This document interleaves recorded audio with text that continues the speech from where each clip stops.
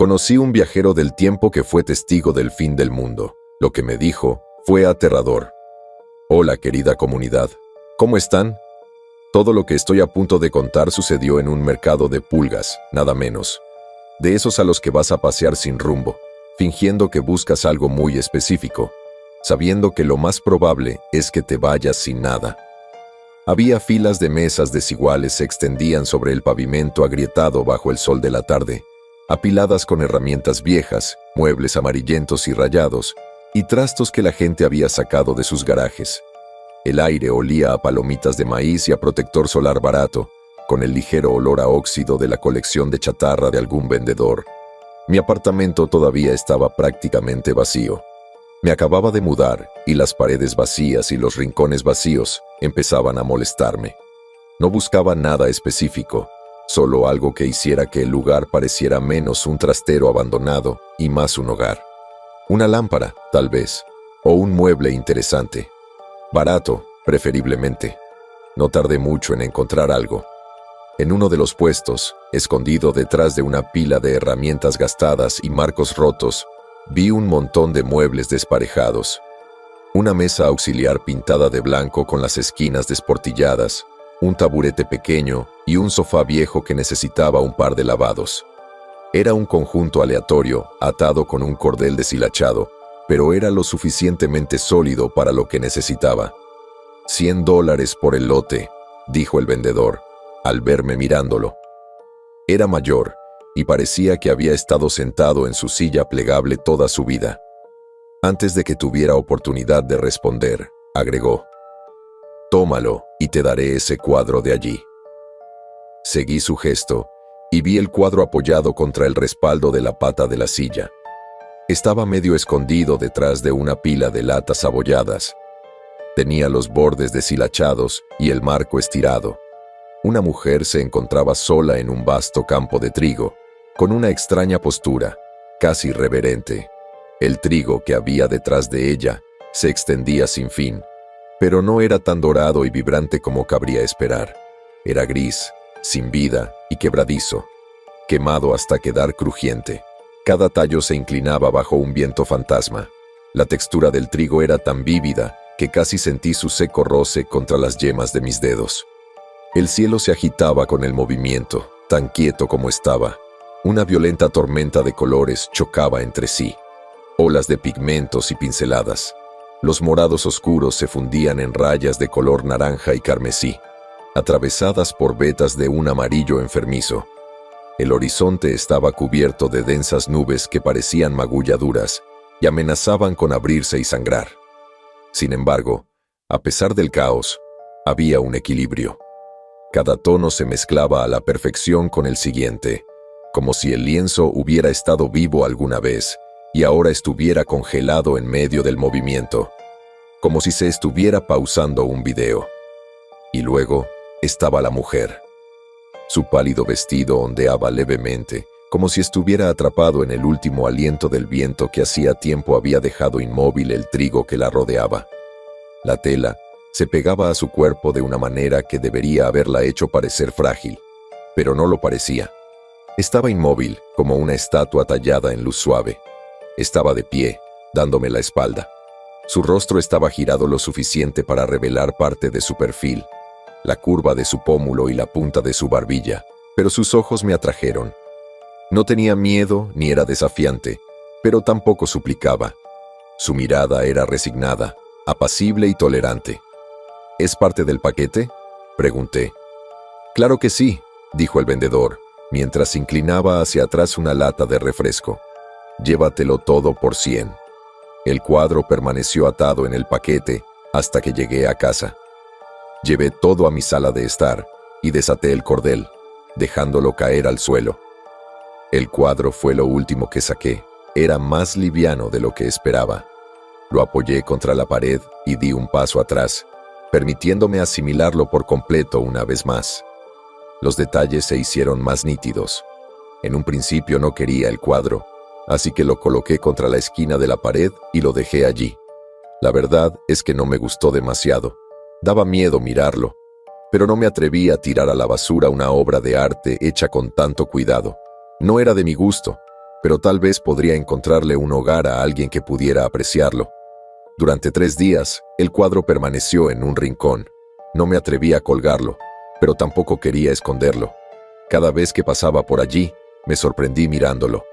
Entonces, al 4.º día, finalmente decidí colgarlo sobre el sofá. La noticia llegó 3 días después. Estaba mirando mi teléfono mientras desayunaba, mientras mi televisor murmuraba algo de fondo, cuando vi el titular: Incendio forestal arrasa tierras agrícolas de Kansas, una víctima mortal. Toqué el artículo y la imagen del incendio llenó mi pantalla. El fuego había consumido hectáreas y hectáreas de tierras de cultivo, sin dejar a su paso más que cenizas y tallos de trigo ennegrecidos. El cielo estaba brumoso, surcado de púrpuras y rojos intensos, mientras el humo se elevaba y se desvanecía, dejando a su paso rastros de amarillo.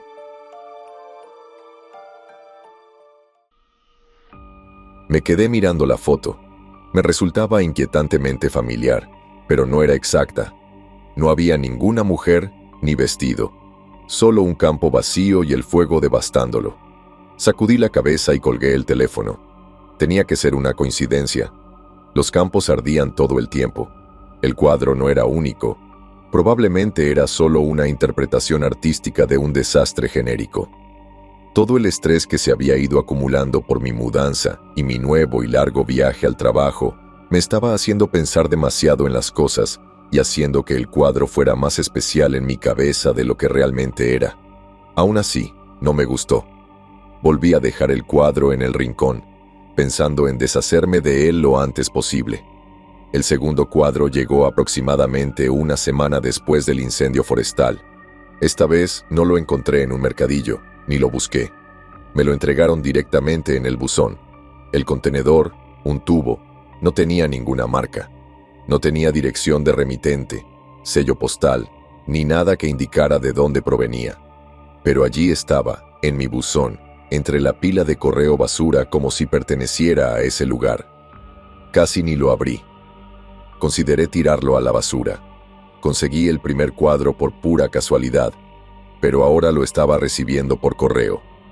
Pensé en volver al vendedor del que inicialmente había comprado el primero, pero el mercado de pulgas era estacional, así que no tenía forma de encontrarlo, incluso si quisiera. Entonces lo desenrollé. Mostraba un tren. La perspectiva era impactante, pintada desde el interior de una especie de vehículo que miraba hacia un tren, pero no se distinguía la ubicación. El ángulo era bajo y las vías del tren se extendían a lo lejos, donde se veía la silueta de un tren descarrilado, con su armazón retorcido y roto como una lata aplastada. Los vagones se desviaban de los raíles, algunos se partían, otros se apilaban unos sobre otros en montones irregulares de metal. Las llamas brotaban de los escombros, devorando madera y vidrios rotos. Un humo espeso y negro se elevaba hacia el cielo, tapando el azul pálido que se veía por encima. Pero lo más importante no eran los restos, sino las cifras. Una mujer con un pañuelo rojo estaba de rodillas al borde de las vías. Estaba cerca de uno de los vagones del tren, con el brazo extendido hacia un niño que colgaba de una ventana rota. El cuerpo en miniatura del niño se tambaleaba en el borde. Sus diminutos dedos intentaban desesperadamente alcanzar los de ella, pero estaba atrapada. El fuego iluminó sus rostros con dolorosa claridad. El rostro de la mujer estaba pintado de desesperación, su boca entreabierta en un grito que casi podía oír si me esforzaba lo suficiente. Su bufanda ondeaba con el calor. La expresión de la niña estaba congelada por el terror. Estaba tan cerca de la mujer, pero tan lejos, y lo más aterrador de todo era que el vagón del tren parecía que iba a volcarse en cualquier momento. Los detalles eran tan vívidos y precisos que no parecía una pintura, sino la imagen de un momento. Ocurrió al día siguiente. Estaba conduciendo de regreso a casa desde el trabajo, arrastrándome por el tráfico en una carretera suburbana, cuando lo escuché. Al principio, era solo un sonido distante, un chirrido extraño que no encajaba en absoluto con el bullicio de la hora punta. Luego, se convirtió en un chirrido de metal contra metal, un sonido que te haría doler los dientes. El sonido seguía siendo distante, pero se hacía más fuerte con cada segundo que pasaba, crudo y visceral, cortando el aire.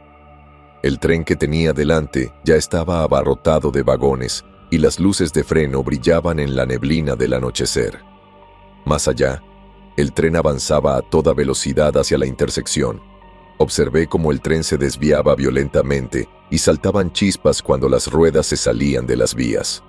El primer vagón se inclinó hacia un lado, arrastrando consigo al resto del tren en una cascada de catástrofes.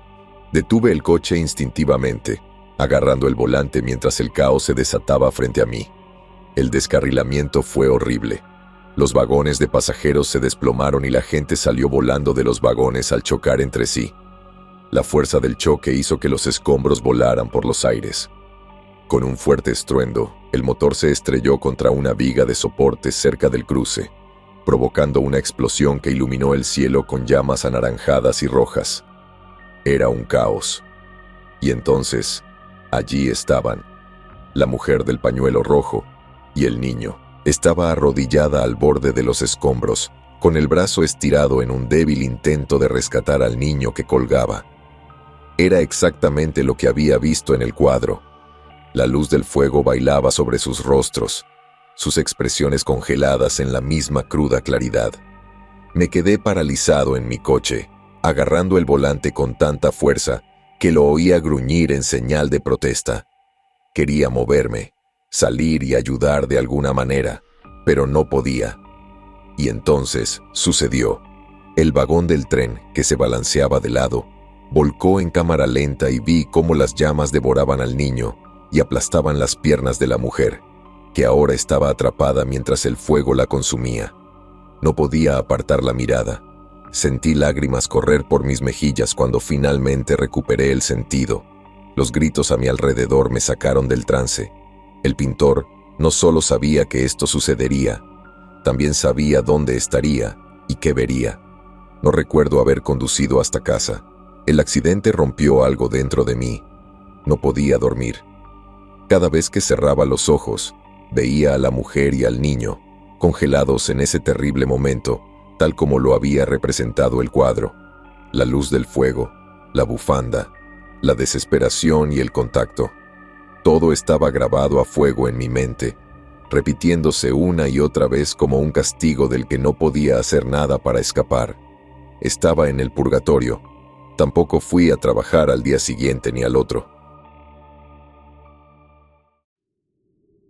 Al principio, llamé para avisar que estaba enfermo y que tenía gripe, hasta que dejé de responder al teléfono. Tiré el cuadro a la basura, pero no sirvió de mucho para calmar mis pensamientos. Dejé que los platos se amontonaran y que la ropa se esparciera por el suelo. Todo lo que había en el frigorífico se estropeó, y el hedor de la comida podrida inundó el apartamento, contribuyendo a mi sufrimiento. No me importaba. Lo único en lo que podía pensar era en cómo, aunque sabía que no podía hacer nada, me culpaba a mí misma por no haber intentado al menos salvarlos. Pero luego me di cuenta de que al menos les debía algo. Necesitaba las respuestas. Cuando la niebla de la culpa finalmente se disipó un poco, me consumió la necesidad de saber por qué estaba sucediendo esto. Busqué en internet todo lo que pudiera explicar las pinturas. Publiqué en foros poco conocidos y busqué artistas y galerías locales, pero no encontré nada. Ni siquiera las pinturas en sí mismas ofrecían pistas. Todavía tenía la pintura original del campo, así que tomé la primera de la esquina y la inspeccioné entera. Busqué una firma, una fecha o un sello, pero aún así no había nada. Cuanto más buscaba, más preguntas me consumían. Seguía preguntándome por qué era yo quien tenía que encontrarlas y cómo predecían con precisión cosas que no se veían. Intenté ponerle fin al siguiente cuadro que recibí, pero sin éxito. Cuando llegó, una inundación que se tragaba a una callecita, traté de memorizar cada detalle. La acera agrietada, los coches en medio de la inundación sumergidos por el agua fangosa, una señal de stop doblada en la esquina. Busqué entre mapas y en mis recuerdos, buscando calles que coincidieran con la del cuadro. Pasé horas conduciendo, esperando encontrarla por casualidad, pero nunca la encontré. Ni siquiera me había parado a pensar cómo podría evitar una inundación de esa magnitud, porque si lo hacía, me sentiría aún más impotente. Pasaron los días, y el miedo me carcomía, cada vez más intenso con cada día que pasaba. Cuando finalmente llegó la inundación, no estaba cerca de mí. Temía las raras ocasiones en las que podía recibir un cuadro, pero pronto empezaron a aparecer por todas partes. En mi buzón, apoyado contra la puerta de entrada, incluso en el asiento del pasajero de mi coche. Todos llegaron sin previo aviso. Un puente que se derrumba sobre un río, cables que se rompen como hilos viejos mientras los coches se hunden en el agua, los rostros de los pasajeros visibles en sus últimos momentos, un tornado que arrasa una pequeña casa de campo, el techo arrancado para revelar una familia petrificada acurrucada en el interior, las consecuencias de un socavón que aparece debajo de un edificio de apartamentos. Los detalles siempre eran dolorosamente vívidos. Casi podía sentir el calor del fuego, oler el humo y oír los gritos. Cada uno de ellos se quedó grabado en mi mente como una cicatriz profunda. Me desperté y encontré uno apoyado al pie de mi cama. Sentí el tubo antes de verlo. Al levantarme de la cama, mis pies rozaron algo y lo volcaron. Otro cuadro, pero este no fue un desastre. Se veía una casa pequeña y destartalada con el techo hundido y las ventanas tapiadas. El patio estaba cubierto de maleza y los escalones del porche estaban rotos. En primer plano se encontraba una figura. El hombre llevaba una chaqueta idéntica a la mía. Tenía las manos metidas en los bolsillos y su postura era rígida. Su rostro estaba oculto, pero no había duda de quién se suponía que era. Yo. En la esquina del cuadro había un cartel que decía Ashwood Lane, y en la esquina inferior derecha, garabateada con pintura oscura, había una firma. E.B. La firma parecía estar allí simplemente para burlarse de mí, una burla final de la persona que había estado controlando mi vida sin permiso. Esto no fue una predicción, fue una invitación. O una trampa. Me enfureció encontrar un cuadro en la santidad de mi habitación. La culpa y el miedo se habían acumulado y explotaron en una rabia que me privó del pensamiento racional. No fue difícil encontrar Ashwood Lane. Estaba en las afueras de la ciudad, una calle olvidada llena de maleza y bordeada de casas que parecían haber sido utilizadas en el escenario de una mala película de zombies.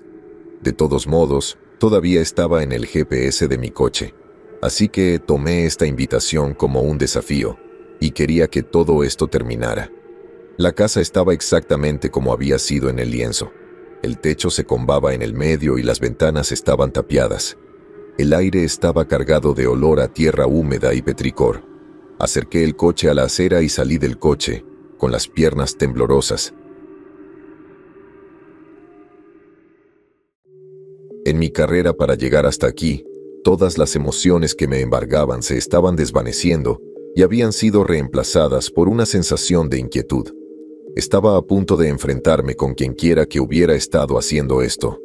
Golpeé 3 veces y con cada golpe la puerta se abría más. El interior de la casa era horrible. Las paredes estaban cubiertas de lienzos, algunos apilados en filas de 2 en 2, otros en filas de 6. Algunos estaban apoyados en muebles y otros apilados en el suelo. Todos eran desastres, huracanes, terremotos e incendios forestales. Todos eran tan vívidos como los que había visto, los colores crudos, violentos e increíblemente nítidos. En el centro de la habitación había una persona. Vehículo eléctrico. Estaba sentado encorvado, de espaldas a mí, con un pincel que se movía con firmeza sobre el lienzo. Aún estaba tomando forma, remolinos de negro y carmesí danzando en un caos abstracto que no podía descifrar ni me interesaba. Su figura era delgada, casi inexistente, su cabello áspero con manchas grises. No se giró cuando entré, no pareció notar mi presencia en absoluto, o simplemente no le importó. «Me encontraste», dijo sin darse vuelta. Su voz era seca y cenicienta. Me acerqué más y la ira se apoderó de mí. «Sabías que lo haría». Por supuesto. Mojó el pincel en una mancha gris y lo acarició por el lienzo. «Todo sigue un patrón. Siempre ibas a terminar aquí. Yo soy un viajero del tiempo que lo ha visto todo. Sé lo que va a suceder en un corto, mediano y largo plazo. Solo quería que lo supieras». «¿Por qué yo?», Pregunté con la voz entrecortada. ¿Por qué me envías los cuadros?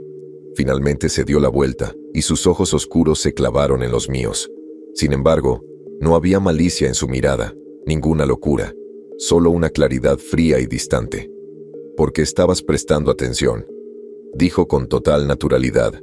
«La mayoría de la gente no lo hace, ¿sabes? Pasan sus días ciegos ante las grietas del mundo, ignorando lo inevitable hasta que les sucede. Pero tú no podías apartar la mirada. Viste los patrones, aunque no pudieras entenderlos.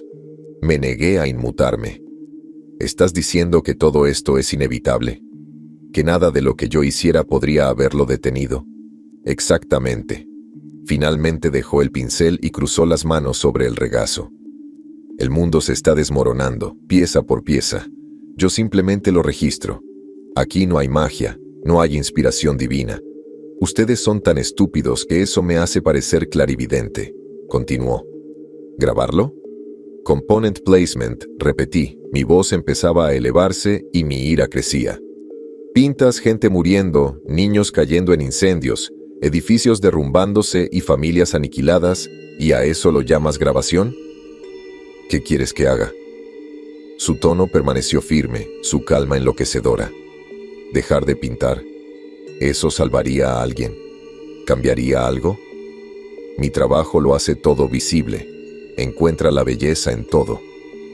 Apreté los puños y hurgué en el cipo que tenía en el bolsillo. «Podrías advertir a la gente, hacer algo». Evie se rió suavemente mientras sacudía la cabeza. «¿Advertirles? No se puede arreglar lo que está roto. Y aunque pudieras, ¿crees que te escucharían? La gente no quiere ver el final. Prefieren tropezar con él a ciegas, creyendo que tienen el control». Pensé en la mujer y el niño, en el incendio y en el accidente. Tiene que haber una razón para todo esto. En realidad no lo hay. Evie se reclinó. Su huesuda figura proyectaba largas sombras en la penumbra. «Quieres que haya un significado, un propósito detrás de todo, porque la alternativa es demasiado difícil de soportar. Pero la verdad es simple, y ya la conoces». La habitación parecía más pequeña y el aire más pesado. Miré rápidamente los cuadros que nos rodeaban, cada uno de ellos impregnado de desesperación. Pensé en las cosas que había visto de nuevo y en mi incapacidad para actuar.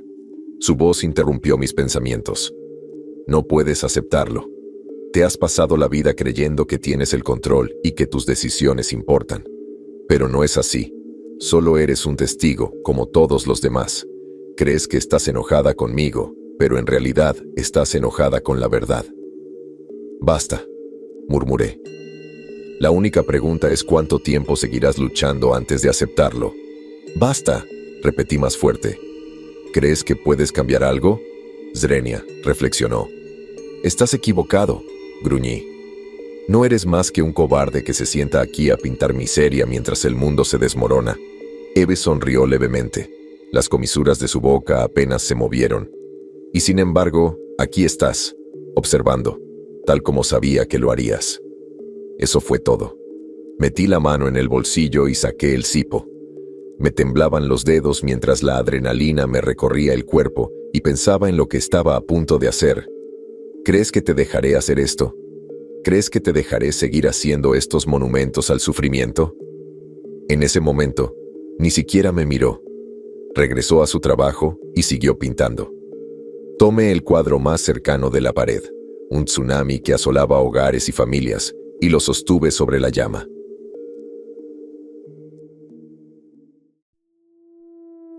El lienzo prendió rápidamente. Los bordes se curvaron a medida que el fuego se propagaba, lamiendo los colores vivos. El olor a pintura quemada llenaba el aire a nuestro alrededor, penetrante y acre, pero yo no iba a detenerme. Tiré el cuadro al suelo y el fuego se extendió a medida que arrancaba más lienzos de las paredes. Uno por uno, los arrojé a las llamas, inundaciones, incendios y terremotos, todos consumidos mientras Eve seguía pintando. ¿De verdad crees que esto cambia algo?, preguntó en voz baja, su voz apenas audible por encima del crepitar del fuego. «No me importa», espeté, arrancando otro cuadro de la pared. «Ya no quiero seguir mirando. Ya no quiero que me uses como público». Eve inclinó la cabeza, pero siguió sin mirarme. Puedes quemar los cuadros, pero todo seguirá ahí. Lo ignoré. El calor del fuego quemó mi piel mientras agarraba otro lienzo. No fue hasta que me volví hacia Eve que vi que lo había completado. El cuadro sobre el caballete en el que estaba trabajando. Mostró lo que pensé, no. Lo que sabía era el fin del mundo. Ni un solo desastre, ni un momento de tragedia congelado en el tiempo, sino todo. El cielo estaba fracturado. Grandes desgarros dentados rasgaban el firmamento. Los cielos infinitos se plegaban unos a otros, exponiendo una negrura tan profunda que parecía como mirar dentro de una tumba abierta. La tierra estaba sumida en el caos, dividida en abismos monstruosos y abiertos, que sangraban fuego fundido y bramaban humo. Ciudades enteras se inclinaron y se derrumbaron en el abismo. Sus esqueletos de acero y hierro se retorcían al caer. Los océanos hervían y se alzaban enormes nubes de vapor en el aire, mientras olas colosales se estrellaban contra costas desmoronadas. Los barcos, partidos por la mitad o volcados por completo, salpicaban el horizonte como juguetes abandonados. En primer plano, lo que se suponía que representaba un vasto bosque se reducía a una extensión de tocones ennegrecidos, cada uno de ellos ardiendo. Entre ellos yacían dispersos los restos esqueléticos de animales. Entre los escombros, presionados contra las ventanas destrozadas de las ciudades en ruinas, flotando sin vida en los océanos hirvientes, había miles de rostros congelados por el terror, con la boca abierta en gritos silenciosos. Y en el centro de todo, el público era yo. Me encontraba de pie sobre un saliente irregular de roca, mi silueta iluminada por el ardiente abismo que había debajo. Mi postura era relajada y mis manos yacían flácidas a mis costados. Pero no era solo yo. A mis pies había figuras más pequeñas que se aferraban a mis piernas. Una niña se inclinó hacia arriba y sus diminutos dedos rozaron mi mano. Supe a quién representaba. «Ya lo ves», dijo Eve. «Tú eres el público. Todo el mundo lo es». Me aparté de él. El fuego estaba por todas partes, trepando por las paredes, devorándolo todo. El calor era insoportable. A pesar de lo rápido que la vieja madera de la casa arrastraba las llamas, siempre había tiempo para salir. Nada lo ataba físicamente a su silla, pero allí permaneció, llevando a cabo su obra maestra sin preocupaciones. «Aún eres un testigo, fallaste», dijo Eve con firmeza. Estaba equivocado. Mientras las llamas rugían, nunca más volvería a predecir nada. Así que me di la vuelta y eché a correr. El calor me persiguió fuera de la casa hacia el aire fresco de la noche. No miré hacia atrás mientras las llamas consumían el edificio. La luz del fuego parpadeaba contra el cielo oscurecido. Llegué a mi coche, me desplomé en el asiento del conductor y agarré el volante como si me estuviera atando a la realidad. Miré a través del parabrisas la casa de Ashwood Lane que se estaba quemando detrás de mí. No lo sentí como una victoria. Conduje hasta casa en silencio, con el peso del cansancio sobre mí. Mi apartamento seguía igual que lo había dejado, silencioso y vacío. Entré en mi dormitorio y volví a tomar el cuadro de la casa. Lo inspeccioné una última vez, sintiendo el peso de mis acciones. Pero antes de que tuviera tiempo de pensar en algo, cuando di vuelta el cuadro, vi otro. Una silueta huyendo de una casa en llamas. La perspectiva era lejana pero inconfundible. Mi figura era pequeña, recortada contra el infierno. Las llamas rugían detrás de mí, consumiendo la casa y todo lo que había dentro. Fue la prueba de que una vez más no había logrado cambiar nada. La casa ardía porque siempre estuvo destinada a arder. Yo corrí porque siempre estuve destinada a correr. Todo sucedió exactamente como tenía que suceder, y yo fui el testigo. En algún momento el fin del mundo está a punto de suceder, y no hay nada que podamos hacer. Nosotros como humanidad tenemos el tiempo contado,